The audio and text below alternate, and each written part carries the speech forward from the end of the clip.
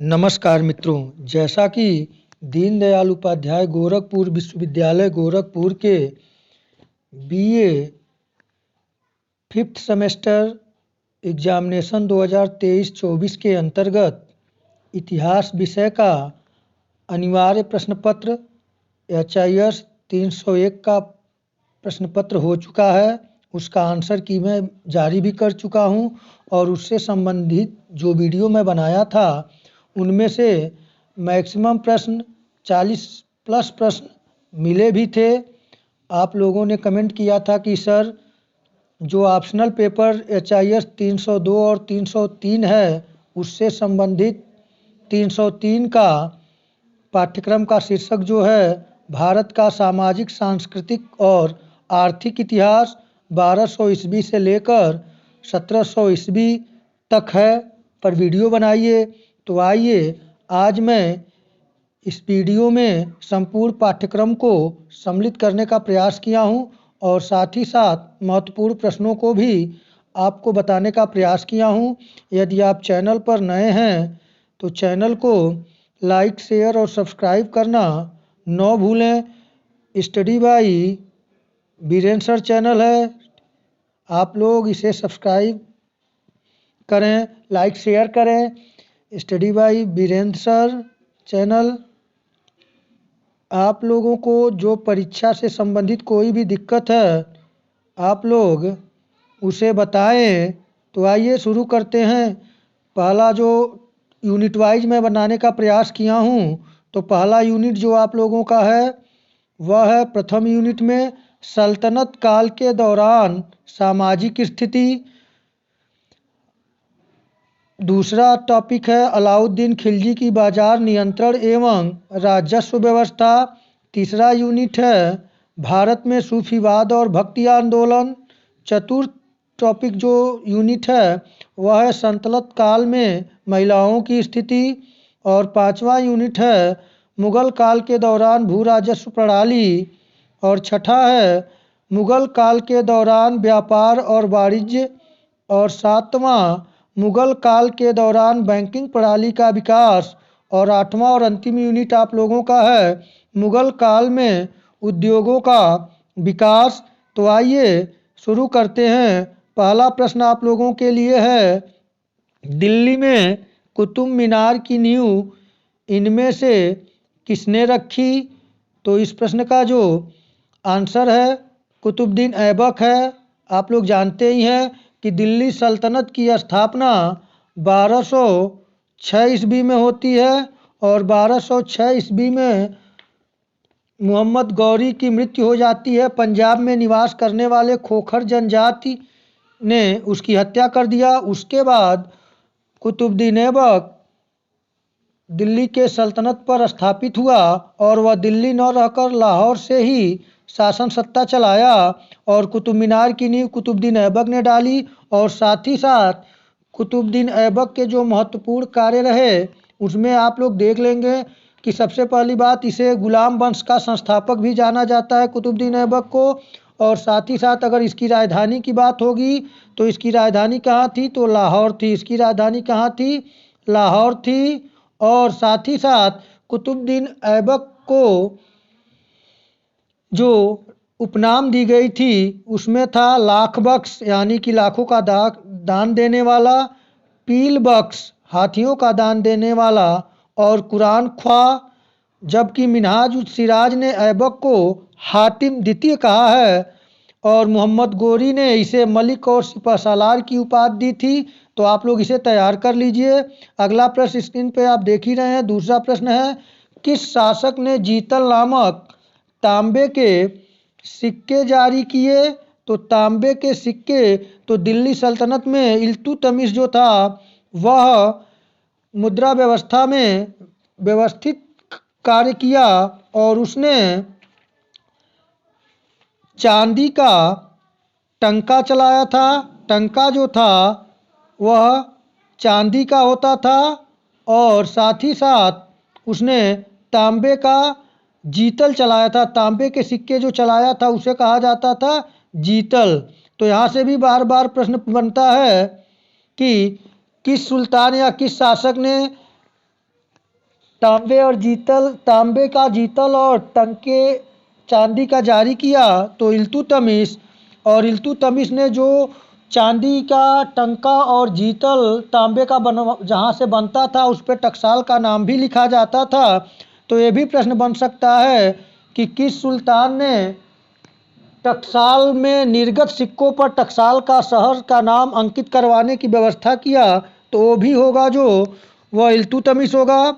आइए अगला प्रश्न तीसरा आपके सम्मुख है। अमीर खुसरो किसके दरबार में एक प्रसिद्ध कवि थे? तो अलाउद्दीन खिलजी के। और अमीर खुसरो यहाँ पे थोड़ा कुछ महत्वपूर्ण पुस्तकों और लेखक का नाम मैं दे दिया हूँ, यहाँ पे देख लें आप लोग। पुस्तक का नाम और लेखक हैं तो नूह सिफेयर की रचना किसने किया? तो नूह सिफेयर की रचना अमीर खुसरो ने किया।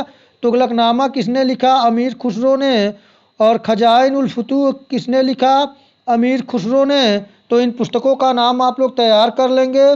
तारीख़ फिरोज शाही जियाउद्दीन बर्नी ने लिखा।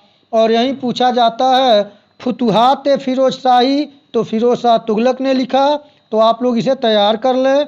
अगला प्रश्न है, चौथा प्रश्न है, दिल्ली सल्तनत में दीवान ए आरिज किस विभाग से संबंधित था? तो दिल्ली सल्तनत में जो दीवान ए आरिज था वह सैन्य विभाग कहलाता था। और दीवान ए अर्ज की स्थापना गियासुद्दीन बलबन ने करवाया था, इसे आप लोग तैयार कर लेंगे। और ख्वाजा नामक अधिकारी की नियुक्ति किसने किया था? वो भी बलबन ने किया था। आप लोग इसे तैयार कर लें, दोहरा लें। आइए यहाँ कुछ महत्वपूर्ण विभाग और उससे संबंधित विभागों के नाम हैं। जैसे आपसे परीक्षा में पूछा जाएगा दीवान इंसा किसके प्रभारी थे? तो यह शाही पत्राचार के अधिकारी या प्रभारी थे। दीवान इंसा किस प्रकार का विभाग था? तो यह प्रशासनिक संरचना में तीसरे स्थान पर था और शाही पत्राचार था। और दीवान रिसालत किस विभाग को कहते थे? तो विदेश मंत्रालयों के मंत्री को दीवान रिसालत कहा जाता था। तो दीवान रिसालत कैसा मंत्रालय था? तो विदेश मंत्रालय। और दीवान कजा या दीवान काजी कहा जाता था न्यायिक विभाग का जो प्रमुख होता था। और सदर उस सुदूर जो था वह धर्म विभाग था और धर्म विभाग के मंत्री थे। तो इसे आप तैयार कर लें। आइए अगले प्रश्न को देखा जाए। प्रश्न संख्या 5वां है, किस राजवंश के शासन काल में तैमूर या तेमुचीन या तामेरलेन ने 1398 में भारत पर आक्रमण किया था? तो इस प्रश्न का जो सही आंसर है आप देख ही रहे हैं, तुगलक वंश का शासन काल था 1398 में। और 1398 में तेमुचीन, जिसे तैमूर या तामेरलेन के नाम से भी जानते हैं, यह भारत पर कब आक्रमण किया? तो 1398 ईस्वी में। आइए इससे कुछ स्पष्टीकरण मैं दिया हूँ, आप देख लें। स्पष्टीकरण है, तैमूर लंग या तैमूर ने अपनी सेना के साथ भारत में चढ़ाई की और वर्ष 1398 ईस्वी में दिल्ली पहुँचा। सुल्तान नासिर उद्दीन महमूद शाह तुगलक द्वारा शासित दिल्ली सल्तनत पर इसने आक्रमण किया और सुल्तान नासिरुद्दीन महमूद शाह तुगलक को पराजित किया। तो इसे भी आप देख लें। यहाँ से भी प्रश्न बन सकता है कि किसके शासनकाल के दौरान तैमूर लंग ने आक्रमण किया था? तो वह था तुगलक वंशीय शासक सुल्तान नासिरुद्दीन महमूद शाह तुगलक था। आइए अगले प्रश्न को देखें। अगला प्रश्न है, किस सुल्तान ने मस्जिद 2.5 दिन का झोपड़ा का निर्माण कराया? तो कुतुबुद्दीन ऐबक ने इसे 2.5 दिन के झोपड़ा और एक किसने निर्माण किया था? कुव्वत उल इस्लाम मस्जिद। ये भी प्रश्न बनता है कि कुव्वत उल इस्लाम मस्जिद का निर्माण किसने करवाया था? तो इसका निर्माण जो करवाया था वो करवाया था कुतुबुद्दीन ऐबक। और कुतुब मीनार की नींव डाली थी जिसे पूरा इल्तुतमिश ने करवाया। और 2.5 दिन के झोपड़ा का निर्माण कुतुबुद्दीन ऐबक ने करवाया। तो इसे आप लोग तैयार कर लें। अगले प्रश्न को देखें। 7वां प्रश्न है, गाजी मलिक किस वंश का संस्थापक था? तो आप सभी जानते हैं गाजी मलिक तुगलक वंश का संस्थापक था और उसने जो गयासुद्दीन तुगलक के नाम से गद्दी पर बैठा था। आइए अगले प्रश्न को देखें। प्रश्न संख्या 8 है, दिल्ली सल्तनत में मजलिस खलवत क्या थी? तो मजलिस खलवत जो दिल्ली सल्तनत में थी वह एक सुल्तान की परामर्शदात्री संस्था थी। आइए अगले प्रश्न को देखें। 9वां प्रश्न है, दिल्ली सल्तनत में वजीर का कार्यालय किस नाम से जाना जाता था? तो जो वजीर का कार्यालय होता था उसे दीवाने विजारत के नाम से जानते थे। 10वां प्रश्न है, दिल्ली सल्तनत में लूट के ऊपर लगने वाला कर को किस नाम से जानते थे? तो खुम्स के नाम से जानते थे। तो आप लोग इसे देख लें। अगला प्रश्न है, 11 नंबर प्रश्न है, दिल्ली सल्तनत में न्याय विभाग का प्रमुख अधिकारी कौन होता था? तो दिल्ली सल्तनत में जो न्याय विभाग का प्रमुख अधिकारी होता था उसे काजी उल कुजात के नाम से जानते थे। अगला देखें हम लोग। अगला है 12 नंबर प्रश्न कि सल्तनत काल में सवार एक कल्ब था थी। तो सल्तनत काल में सवार एक कल्ब जो था वह शाही सेना की घुड़सवार टुकड़ी का नाम था। तो यहाँ से प्रश्न बन सकता है, इसे अब तैयार कर लें। प्रश्न संख्या 13, सल्तनत काल में 10 सिपहसालार के ऊपर होता था एक अमीर होता था। दिल्ली सल्तनत में जो सैन्य व्यवस्था का सैन्य प्रणाली का विभाजन किया गया था वह किस प्रणाली पर किया गया था? तो वह दशमलव प्रणाली के आधार पर किया गया था।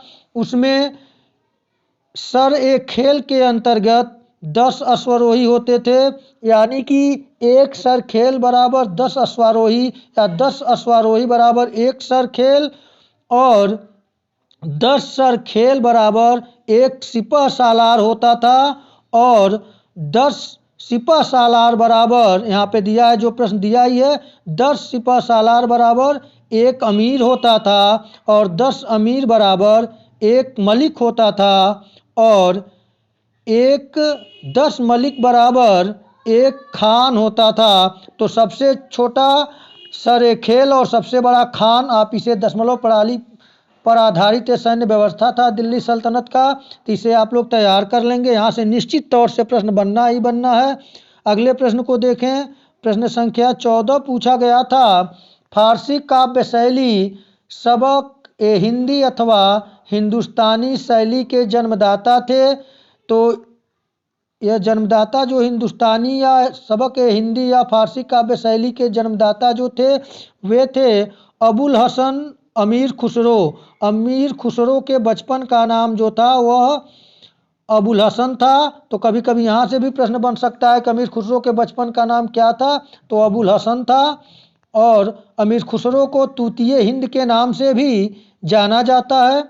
आइए अगले प्रश्न को देखें। 15 नंबर प्रश्न है आपके लिए, किसने सिकंदर सानी यानी कि द्वितीय सिकंदर की उपाधि धारण की? तो आप सभी जानते हैं अलाउद्दीन खिलजी ने सिकंदर सानी यानी कि द्वितीय सिकंदर की उपाधि धारण किया। और अलाउद्दीन खिलजी से महत्वपूर्ण प्रश्न बनने वाले हैं परीक्षा में। आप लोग अलाउद्दीन खिलजी को अच्छी तरीके से तैयार करेंगे, क्योंकि यहाँ से अलाउद्दीन खिलजी के बचपन का नाम क्या था? तो अली गुरसप पे था। क्या था?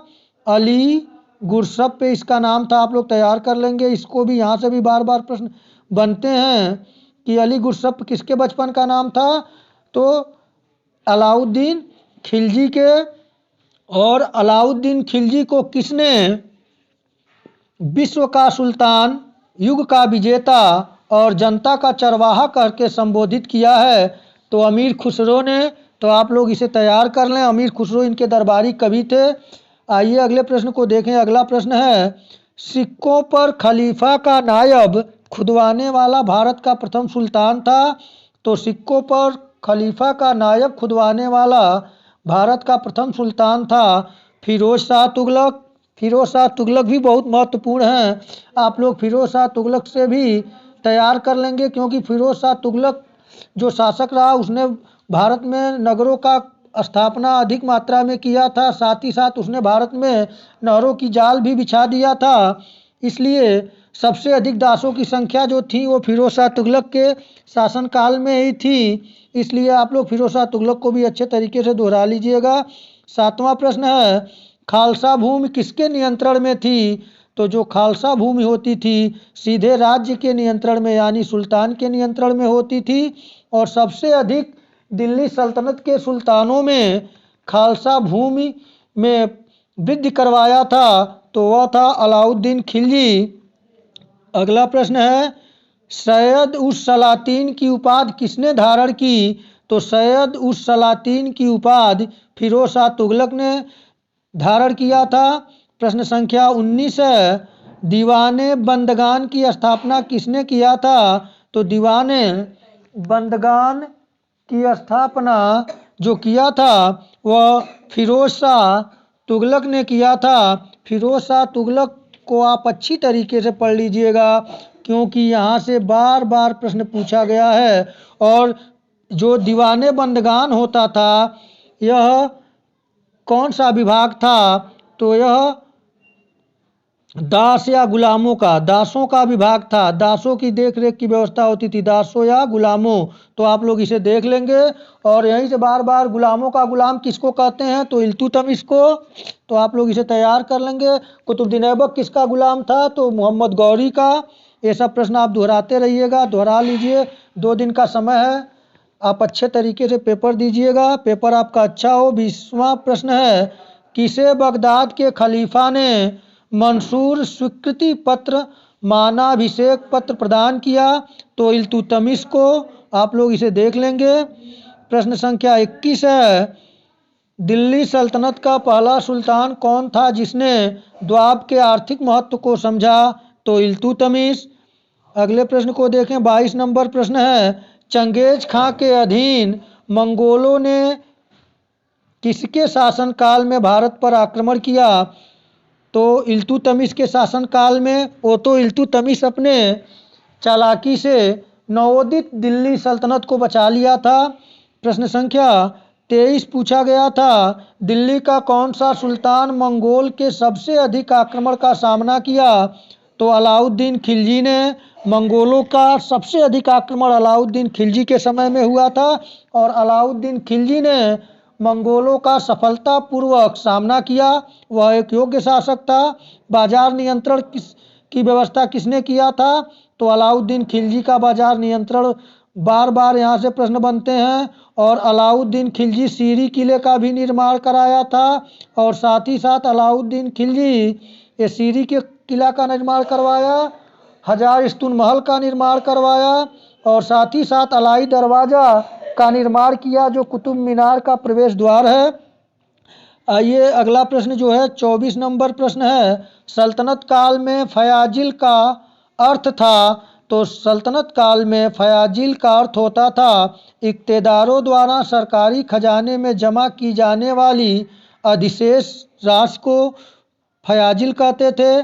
अगला प्रश्न है, प्रश्न संख्या 25 है, दिल्ली का सुल्तान जो भारत में नहरों के सबसे बड़े जाल का निर्माण करने के लिए प्रसिद्ध है वह था? तो मैं पहले ही बता चुका हूँ, फिरोज शाह तुगलक। प्रश्न संख्या 26 है, जवाबित था? तो जो जवाबित था वह राज्य कानून था। प्रश्न संख्या 27 है, किस राजवंश के अंतर्गत विजारत का चरमोत्कर्ष हुआ था? तो वह वंश था तुगलक वंश के समय में दिल्ली सल्तनत के विजारत का चरमोत्कर्ष काल था। प्रश्न संख्या 28 है आपके लिए, किस सुल्तान ने दक्षिण भारत पर अभियान प्रारंभ किया? तो अलाउद्दीन खिलजी वह सुल्तान था जिसने सर्वप्रथम उत्तर भारत से विंध्य पर्वत को पार कर दक्षिण भारत की तरफ रुख किया और इसके ही सब दक्षिण भारत के जो अभियान में सफलता प्राप्त किया वह मलिक काफूर की सहायता से किया और मलिक काफूर इसका सेनापति था और मलिक काफूर को यह गुजरात अभियान के दौरान प्राप्त किया था और मलिक काफूर एक हिजड़ा था और इसे अलाउद्दीन खिलजी ने गुजरात अभियान के दौरान 1000 दिनार में खरीदा था, इसीलिए मलिक काफूर का एक नाम 1000 दिनारी भी है। तो आप लोग इसे तैयार कर लेंगे। 29 नंबर प्रश्न है, मलिक काफूर किसका सेनापति था? अभी पहले ही मैं जिक्र किया हूँ, अलाउद्दीन खिलजी का। प्रश्न संख्या 30 है, किस सुल्तान ने घोड़ों को दागने और सैनिकों की हुलिया लिखवाना प्रारंभ किया? तो यह अलाउद्दीन खिलजी ने। अलाउद्दीन खिलजी ने एक विशाल सेना भी रखा था। अगला प्रश्न 31 नंबर प्रश्न है, किस सुल्तान ने एक विशाल सेना, यहाँ पीडीएफ में थोड़ा किस सुल्तान ने एक विशाल सेना का स्थायीकरण किया था? तो अलाउद्दीन खिलजी ने। प्रश्न संख्या 32 है, बाजार नियंत्रण करने वाला सुल्तान कौन था? अलाउद्दीन खिलजी ने। वरीद था। 33 नंबर प्रश्न है, गुप्तचर को वरीद कहा जाता था और अलाउद्दीन खिलजी की गुप्तचर व्यवस्था बहुत ही बेहतरीन थी। प्रश्न संख्या 34 पूछा गया है, आप लोगों के लिए है, कल परीक्षा के लिए महत्वपूर्ण होगा। अलाउद्दीन खिलजी किसे राय रायान की उपाधि दिया था? तो वह देवगिरी के शासक रामचंद्र राय को। 35 नंबर प्रश्न है, इब्न बतूता कहाँ का यात्री था? तो मोरक्को का। इब्न बतूता कहाँ का यात्री था? मोरक्को का। और ये किसके समय में शासनकाल में भारत आया था? तो मोहम्मद बिन तुगलक के। मोहम्मद बिन तुगलक, जिसे हम शार्ट नाम में बुलाते हैं MBT के शासनकाल में आया था। कब आया था? 1333 ईस्वी में आया था। और मोरक्को कहाँ पर है? तो अफ्रीका महाद्वीप में है। इब्न बतूता के पुस्तक का क्या नाम है? तो इसके पुस्तक का नाम है रेहला। आप लोग इसे तैयार कर लेंगे। अगले प्रश्न को देखें। प्रश्न संख्या 36 है, इब्न बतूता किसके शासनकाल में भारत आया था? अभी जिक्र किया हूँ, मोहम्मद बिन तुगलक के। इब्न बतूता के पुस्तक का क्या नाम है? रेहला।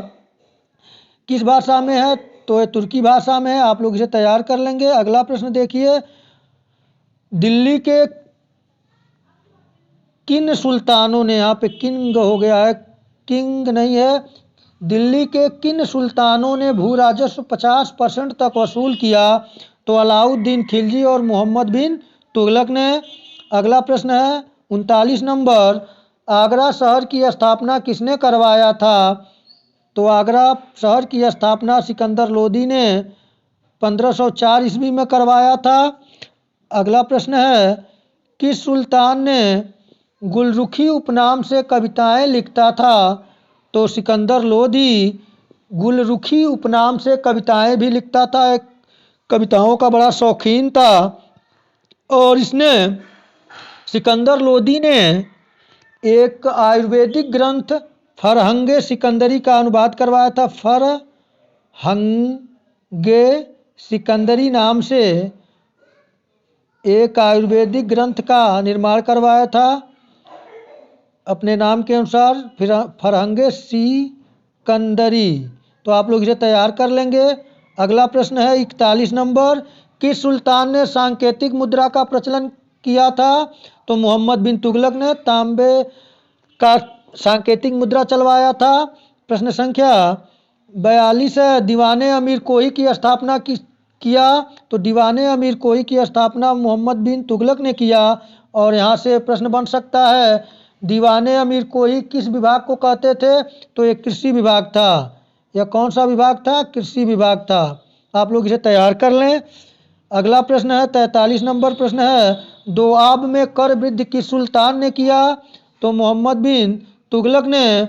मोहम्मद बिन तुगलक जो है यह बड़ा ही, अगर देखा जाए तो सबसे विवादास्पद, जो सबसे विवाद में रहने वाला अगर कोई शासक है तो वह यही है। और इसके मोहम्मद बिन तुगलक को कई उपनामों से इसे पुकारा जाता है, जैसे एल्फिस्टन महोदय जो हैं, कौन? एल्फिस्टन महोदय जो हैं, यह मोहम्मद बिन तुगलक को एल्फिस्टन, आप लोग इसे तैयार कर लेंगे। यहाँ से प्रश्न बार बार, एल्फिस्टन महोदय अंग्रेज, इन्होंने इसके विषय में लिखा है कि मोहम्मद बिन तुगलक में पागलपन के लक्षण दिखाई देते हैं।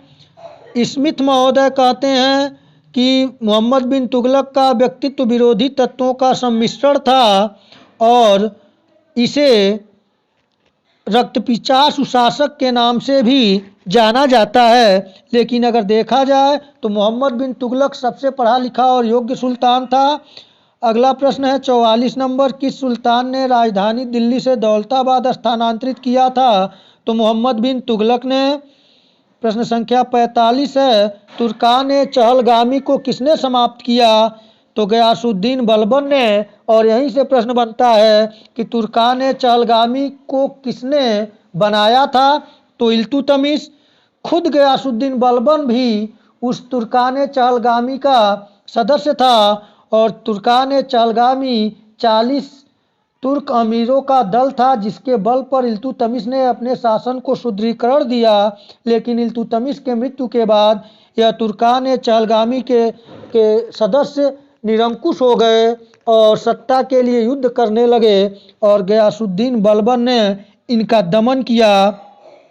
तो इसे तैयार कर लेंगे। इक्ता प्रणाली से प्रश्न बनता है, इक्ता प्रणाली किसने प्रारंभ किया भारत में? तो इल्तुतमिश ने। अगले प्रश्न को देखें, 46 नंबर प्रश्न है, दिल्ली के किस सुल्तान ने भूमि अनुदान देने की प्रथा समाप्त कर दिया? तो अलाउद्दीन खिलजी ने। अलाउद्दीन खिलजी ने बहुत ही बेहतरीन व्यवस्था अपनाया। उसने सैनिकों को व्यवस्थित करने के लिए हुलिया लिखवाया, घोड़ों को दगवाया और साथ ही साथ उसने बाजार नियंत्रण की व्यवस्था किया और एक अस्थाई विशाल सेना वेतन देकर रखा।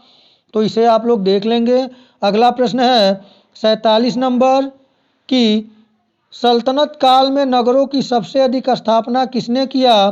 तो फिरोज शाह तुगलक ने किया। इसे मैं बताया हूँ आप लोगों से। फिरोज शाह तुगलक महत्वपूर्ण बनता है सामाजिक, सांस्कृतिक और आर्थिक इतिहास के दृष्टिकोण से। तो इसे आप लोग देख लेंगे। इसने फिरोजबाद का स्थापना किया था और अपने भाई जो था इसका जूना खां किसका उपनाम था? तो मोहम्मद बिन तुगलक का। और मोहम्मद बिन तुगलक की याद में इसने जौनपुर नगर बसाया था। अगला प्रश्न है 48 नंबर प्रश्न, ताजुल मासीर के लेखक कौन था? तो ताजुल मासीर का लेखक हसन निजामी था। प्रश्न संख्या 49 है, किताबुल हिंद की रचना किसने किया था? तो किताबुल हिंद की रचना अल-बरूनी ने किया था। और अगर प्रश्न यह बने कि अल-बरूनी के बचपन का नाम क्या था? तो यह था अबू रेहान इसका नाम था बचपन का। जैसे उनका क्या नाम था? अमीर खुसरो के बचपन का नाम अबुल हसन था। तो आप लोग इसे तैयार कर लेंगे। 50 नंबर प्रश्न है, तबकाते नासिरी किसने लिखा था? तो तबकाते नासिरी का लेखक मिनहाज उस सिराज था। अगला प्रश्न देखें, प्रश्न संख्या 51 है, पट्टा और कबूलियत व्यवस्था किसने प्रारंभ की? तो शेर शाह सूरी ने। शेर शाह सूरी के बचपन का नाम क्या था? तो फरीद खां था। शेर शाह सूरी के बचपन का नाम क्या था? फरीद खां। इसे शेर खां की उपाधि किसने दिया था? तो मोहम्मद शाह लोहानी ने। और शेर शाह सूरी जो था वह भू राजस्व में व्यापक सुधार करके 33% किसानों से लिया और उसने सड़कों के दोनों तरफ सरायों और वृक्षों का निर्माण करवाया था। 52 नंबर प्रश्न है, पृथ्वीराज रासो की रचना किसने किया? तो पृथ्वीराज रासो की रचना चंदबरदाई ने किया। पृथ्वीराज रासो की रचना चंदबरदाई ने किया। और चंदबरदाई किसके राज कवि थे? तो पृथ्वीराज चौहान के। और पृथ्वीराज चौहान और मोहम्मद गौरी के मध्य 2 तराइन का युद्ध हुआ था। प्रथम तराइन का युद्ध 1191 में, जिसमें पृथ्वीराज चौहान की विजय हुई, परंतु साल भर बाद 1192 ईस्वी में पृथ्वीराज चौहान को मोहम्मद गौरी ने 1192 ईस्वी में तराइन के द्वितीय युद्ध में पराजित कर दिया।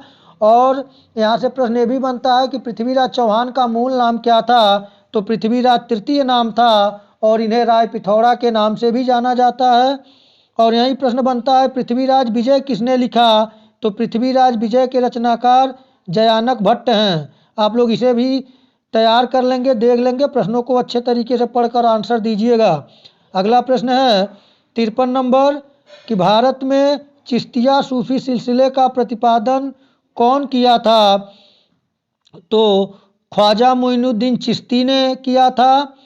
ब्राह्मणों पर जजिया कर किस सुल्तान ने, यहाँ पे देखिए थोड़ा PDF में दिक्कत है, किस होगा यहाँ पे, किस सुल्तान ने ब्राह्मणों पर जजिया कर किस सुल्तान द्वारा लगाया गया? तो फिरोज शाह तुगलक के द्वारा। तारीख़ फिरोजशाही की रचना किसने किया? जियाउद्दीन बरनी ने। शाहनामा किसकी कृति है? फिरदौसी की। महाभारत का फारसी अनुवाद है तो रमज़नामा। गज ए इलाही का प्रयोग किसने किया? तो अकबर ने गज ए इलाही भूमापन की व्यवस्था किया था।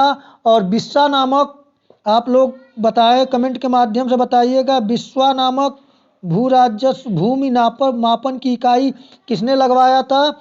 आप लोग बताएं। इसका प्रयोग जो करवाया था वो अलाउद्दीन खिलजी ने करवाया था। अगला प्रश्न है, हुमायूंनामा किसने लिखा? गुलबदन बेगम ने। गुलबदन बेगम हुमायूं की कौन थी?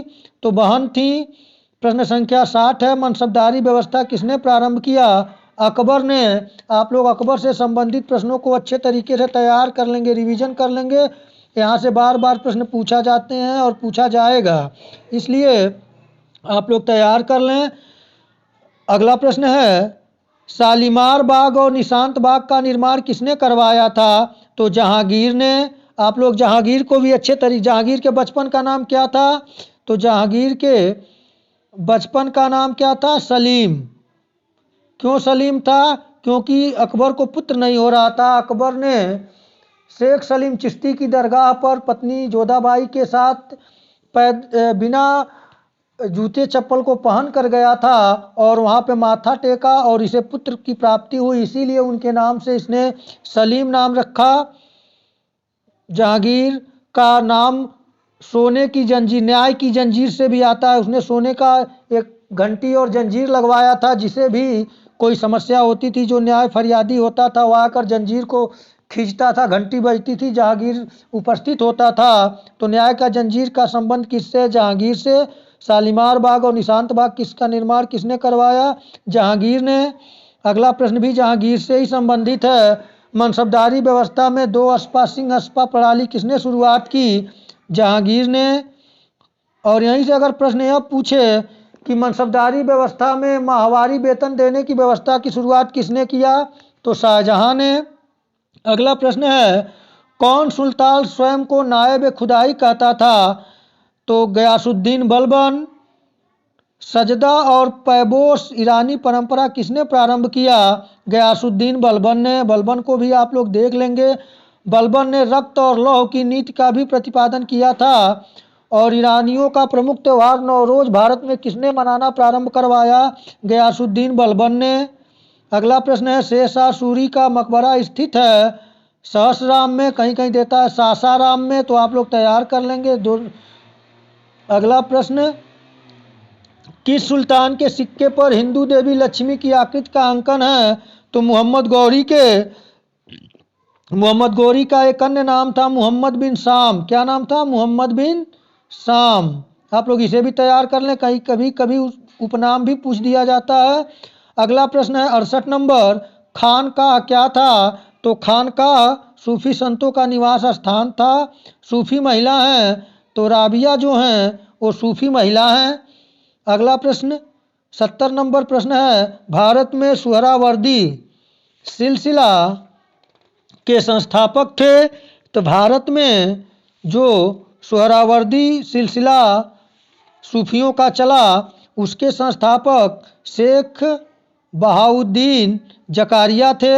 आइए यहाँ पे जो सूफी सिलसिला और उनके संस्थापकों के नाम को देख लिया जाए। यहाँ से 4-5 सूफी सिलसिले जो प्रमुख रहे उनमें से 1-2 नाम आपसे पूछा ही जाएगा। आप लोग इसे अच्छे तरीके से तैयार कर लेंगे। तो यहाँ पे है चिश्ती सिलसिला। तो चिश्ती सिलसिला के संस्थापक मोइनुद्दीन चिश्ती थे, आपको पहले मैं बता चुका हूँ। सुहरावर्दी सिलसिला के संस्थापक बहाउद्दीन जकारिया थे, ये भी आप देख चुके हैं। सत्तारी सिलसिला के कौन है? शेख बुद्धन हैं। फिरदौसिया सिलसिला के शरफुद्दीन यहिया मनिहारी हैं। कादरिया सिलसिला के अब्दुल कादिर जिलानी हैं। और नक्शबंदी सिलसिला के बाकी बिल्लाह हैं। आप लोग अच्छे तरीके से इन प्रश्नों को तैयार कर लेंगे और जिन जिन टॉपिक से मैं प्रश्न बनाया उसे आप अच्छे तरीके से अपना रिवीजन कर लेंगे। नहीं करेंगे तो पेपर के बाद जब आंसर की मिलाएंगे तब आपको अफसोस होगा। आइए अगला देखें 71 नंबर प्रश्न है, अद्वैतवाद के प्रवर्तक थे। तो आप सभी जानते हैं अद्वैतवाद के प्रवर्तक शंकराचार्य थे। शंकराचार्य ने भारत की चारों दिशाओं में 4 मठों की स्थापना भी किया है, आप लोग तैयार कर लें। और शंकराचार्य का ही कहना है सा विद्याया विमुक्ते। आइए उसी से संबंधित भक्ति आंदोलन से संबंधित ये प्रश्न है। प्रमुख मत और उनके संस्थापक जो हैं देख लें आप लोग। यहाँ पे विशिष्टता द्वैतवाद किसका है? रामानुज का। द्वैताद्वैतवाद निम्बकाचार्य का। द्वैतवाद माधवाचार्य जी का है। तो आप लोग इसे तैयार कर लें। इसे मैं एक बार और रिवीजन करा दिया। अद्वैतवाद के प्रवर्तक कौन थे? शंकराचार्य। और यहीं पे देखें मत और उनके संस्थापक विशिष्टता द्वैतवाद रामानुज। द्वैताद्वैतवाद जो हैं वह है आपका निम्बकाचार्य का। द्वैतवाद माधवाचार्य का। आप लोग इसे तैयार कर लें। 72 नंबर प्रश्न है, सिख धर्म के पहले गुरु कौन थे? गुरु नानक देव। गुरुमुखी लिपि का विकास किसने किया? गुरु अंगद देव। और गुरु अंगद देव का बचपन का नाम लहना था। तो इसे भी आप तैयार कर लें। अगला प्रश्न है 74 नंबर, कीर्ति स्तंभ का निर्माण किसने करवाया था? तो कीर्ति स्तंभ का निर्माण राणा कुंभा ने करवाया था। तुझके बाबरी किसने लिखा? तो बाबर ने लिखा तुर्की भाषा में। और तुझके बाबरी का बाबरनामा के नाम से फारसी में अनुवाद किसने किया? तो अब्दुल रहीम खान खाना ने। इसे भी तैयार कर लें, बार बार प्रश्न पूछा जाता है। अब्दुल रहीम खान खाना ने फारसी भाषा में तुझके बाबरी का बाबरनामा के नाम से अनुवाद किया है अकबर के कहने पर। प्रश्न संख्या 76 पूछा गया है, आप लोगों के लिए परीक्षा के दृष्टिकोण से महत्वपूर्ण है। किसके बचपन का नाम महेश दास था? तो महेश था तो बीरबल का। प्रश्न संख्या 77 है, अकबर ने जजिया कर कब समाप्त किया? इसे आप अच्छी तरीके से तैयार कर लें। अकबर ने जजिया कर कब समाप्त किया था? तो 1564 में। अकबर ने तीर्थ यात्रा कर कब समाप्त किया? 63 में। यहाँ से प्रश्न बनता है अकबर ने इबादत खाना का निर्माण कब किया? तो इबादत खाना का जो निर्माण करवाया था, इबादत खाना यानी प्रार्थना समाज सभा की, पूजा गृह की, तो यह किया था जनवरी 1500 जनवरी। इबादत खाने का निर्माण अकबर ने जनवरी 1575 ईस्वी में करवाया था। और 1578 यानी कि 3 वर्ष बाद यह इबादत खाना सभी धर्म के लिए खोल दिया गया था। तो इसे भी आप तैयार कर लें। अकबर ने कौन सी नीति अपनाई थी धार्मिक क्षेत्र में? तो सुलह कुल की नीति अपनाई थी। तो आप इन सब प्रश्नों को तैयार कर लें। अकबर ने दीन ए इलाही की कब लागू किया? तो दीन ए इलाही 1582 ईस्वी में। और यहीं से अकबर ने मजहर की घोषणा कब किया था? मोस्ट इम्पॉर्टेंट प्रश्न है, बहुत ही महत्वपूर्ण। मजहर अकबर ने कहीं कहीं मजहर देता है, कहीं कहीं दिया रहता है आपका महजर। तो आप लोग इसे देख लेंगे। अकबर ने मजहर का घोषणा कब किया? तो 1579 ईस्वी में। आप लोग इसे तैयार कर लेंगे। अगला प्रश्न है, कौन मुगल बादशाह बीड़ा बजाता था? तो औरंगजेब, जो कि धार्मिक रूप से कट्टर व्यक्ति था, लेकिन इसने बीड़ा बजाने का बहुत शौक था। तो यहाँ से देख लें अकबर क्या बजाता था, आप लोग बताएं कि अकबर कौन सा वाद्य यंत्र बजाने का शौकीन था? नगाड़ा। अकबर क्या बजाता था? नगाड़ा। नगाड़ा नगाड़ा नगाड़ा बजा। तो नगाड़ा कौन बजाता था? तो अकबर। और बीड़ा कौन बजाता था? तो औरंगजेब। आप लोग इसे तैयार कर लेंगे। अगला प्रश्न है 81 नंबर, अकबर ने बुलंद दरवाज़ा किस विजय के उपलक्ष्य में बनवाया था? तो गुजरात विजय के उपलक्ष्य में जो अकबर ने बुलंद दरवाज़ा का निर्माण करवाया था। और यहीं देख लें अकबर से संबंधित आप अच्छे तरीके से तैयार कर लीजिएगा। झरोखा दर्शन किसने शुरू कराया था? तो अकबर ने झरोखा दर्शन भी शुरू कराया था। साथ ही साथ जमी बोस प्रथा शुरू कराया था। तो आप लोग इसे तैयार कर लें। अकबर शेखू बाबा कहकर किसे पुकारता था? तो अपने पुत्र सलीम यानी कि जहांगीर को। तो इसे भी आप तैयार कर लें। 82 नंबर प्रश्न है, इलाहाबाद के किले का निर्माण किसने करवाया था? अकबर ने। 83 नंबर प्रश्न है, अकबर का मकबरा कहाँ स्थित है? सिकंदरा में। आईने दहसाला प्रबंध किसने लागू किया? टोडरमल ने। टोडरमल जो अकबर के नवरत्नों में से थे, वे आईने दहसाला भूप्रबंध किया था अकबर के कहने पर। प्रश्न संख्या 85 है, ताजमहल किसने बनवाया? सबसे आसान प्रश्न है, शाहजहां ने। और दिल्ली की मोती मस्जिद का निर्माण किसने करवाया? आप लोग बताएं। दिल्ली के मोती मस्जिद का निर्माण जो करवाया वह औरंगजेब ने करवाया था। और आगरे की मोती मस्जिद का निर्माण किसने करवाया? तो आगरे के मोती मस्जिद का निर्माण जो करवाया था वह शाहजहां ने करवाया था। अगला देखें, 86 नंबर प्रश्न है कि किसी स्मारक को, यहाँ पे किसी हो गया, यहाँ पे किस होगा, किस स्मारक को ताजमहल की फूहड़ नकल कहते हैं? तो औरंगजेब की पत्नी राबिया उद दौरानी के मकबरे को ताजमहल की फूहड़ नकल कहते हैं। प्रश्न संख्या 87 है, मयूर सिंहासन तख्ते ताउस का निर्माण किसने करवाया था? तो वह शाहजहां ने करवाया था। और तख्ते ताउस को किसने भारत से लेकर चला गया? तो वह था नादिर शाह। नादिर शाह जो था वह करनाल के युद्ध में पराजित कर और उसने तख्ते ताउस और साथ में कोहिनूर हीरा को भी लेके चला गया। और कोहिनूर हीरा कहाँ से मिला था? कोहिनूर हीरा जो हीरो में सबसे प्रसिद्ध है, वह कोहिनूर हीरा गोलकुंडा की खानों से मिला था। और कोहिनूर हीरा को अलाउद्दीन खिलजी को मलिक काफूर दिया था। और मलिक काफूर को कोहिनूर हीरा रुद्र प्रताप देव ने दिया था। अगले प्रश्न को देखें, 88 नंबर प्रश्न है, शिवाजी का राज्याभिषेक कहाँ संपन्न हुआ? तो रायगढ़ के दुर्ग में। शिवाजी के आय का प्रमुख स्रोत क्या था? तो शिवाजी के आय का प्रमुख स्रोत था चौथ एवं सरदेशमुखी भू राजस्व था। प्रश्न संख्या 89 पूछा है, आप लोगों के लिए महत्वपूर्ण है परीक्षा के दृष्टिकोण से। शिवाजी के आय का प्रमुख स्रोत क्या था? तो शिवाजी के आय का प्रमुख स्रोत चौथ एवं सरदेशमुखी था। इसे तो मैं बता चुका हूँ, रिपीट हो गया, आप लोग तैयार कर लें। अगला प्रश्न है 90 नंबर, किसने गुलाब से इत्र बनाने की विधि की शुरुआत की? तो नूरजहां की माँ असमत बेगम ने गुलाब से इत्र बनाने की विधि का प्रारंभ किया था। इसे आप लोग तैयार कर लें। अगला प्रश्न है 91 नंबर, ढाका किस व्यवसाय के लिए प्रसिद्ध था? रेशमी वस्त्र एवं मलमल के लिए। अगला प्रश्न है 92 नंबर, वास्को डी गामा किस तट पर पहुंचा था? तो वास्को डी गामा भारत के लिए जल मार्ग की खोज किया था।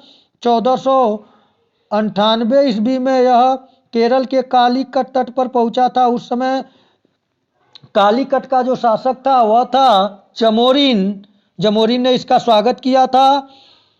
और वास्को डी गामा का सहयोग जो किया था अब्दुल्ला नामक व्यापारी। अगला है 93 नंबर प्रश्न है, सर थॉमस रो किस मुगल बादशाह के दरबार में पहुंचा था? तो जहांगीर के। तो मित्रों, इस प्रकार मैं 93 प्रश्न तो संख्या में लिखा हूँ, लेकिन व्याख्या दिया मैं 100 से ऊपर प्रश्न हो गए। आप लोगों से मेरा यही गुजारिश है कि आप लोग जिन जिन टॉपिकों से मैं प्रश्न बनाया हूँ उसे आप अच्छे तरीके से तैयार कर लें। यहाँ पे क्योंकि यह पहली बार 5th सेमेस्टर का एग्ज़ाम CBCS पैटर्न पे हो रहा है और भारत का सामाजिक, सांस्कृतिक और आर्थिक इतिहास से संबंधित ये प्रश्न बनेंगे। तो थोड़ा सा इसके लिए आप लोगों को मेहनत करना पड़ेगा। आप लोग तैयार कर लें और चैनल को अपना सहयोग स्नेह देते रहें। Study by Biren sir channel को लाइक, शेयर और सब्सक्राइब के माध्यम से तो आप लोग प्रश्न को अच्छे तरीके से तैयार कर लें। और यदि अगर आप लोगों को संतुष्टि नहीं है तो बताइएगा, तो 20-25 क्वेश्चन का एनालिसिस और प्रस्तुत कर दूंगा। अभी समय है। तो मित्रों, आज इतना ही। नमस्कार।